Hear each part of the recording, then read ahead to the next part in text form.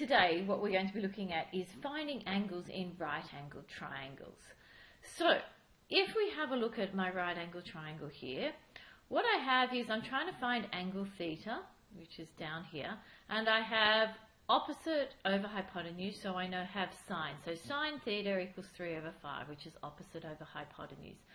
To find just theta, what I have to do is I have to do this calculation on my calculator. So this says sine minus 1, 3 over 5. So what this is really meaning, it's finding the angle with a sine of. So that's what this is saying. So the angle with the sine of 3 out of 5. That's what we're actually trying to do. So on your graphics calculator, we're going to be pressing shift sine. So I guess the rule is going to be when you're finding an angle, the most important thing we're going to be doing is pressing shift on our calculators. Shift sine, the fraction key, and then enter. And your calculator does the rest of the work for you. So let's have a look at the first one. Find to one decimal place the size of alpha. So here is my angle alpha, so I have opposite and I have adjacent, so I'm looking at tan. So we write down my equation. So tan alpha equals opposite over adjacent, which is 4 out of 7.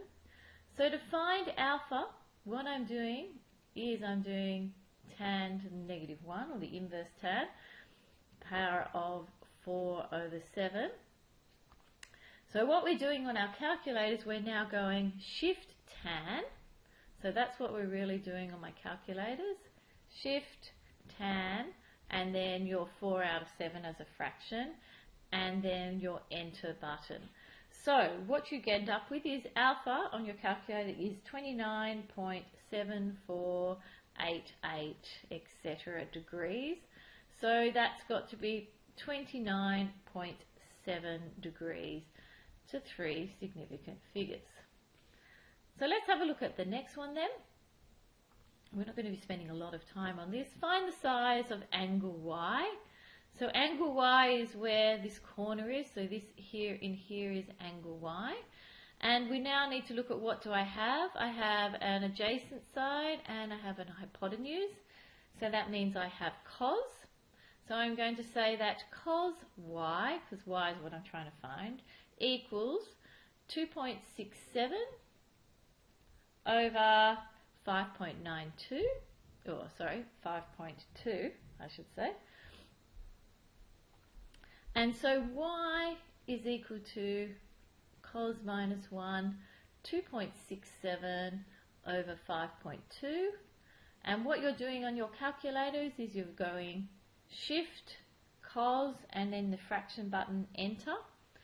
And so I get the answer of Y equals 63.191271, etc. So Y is equal to 63.2 degrees to 3 significant figures. And that's how easy it is to find an angle. If you've got any questions, you know where to find me.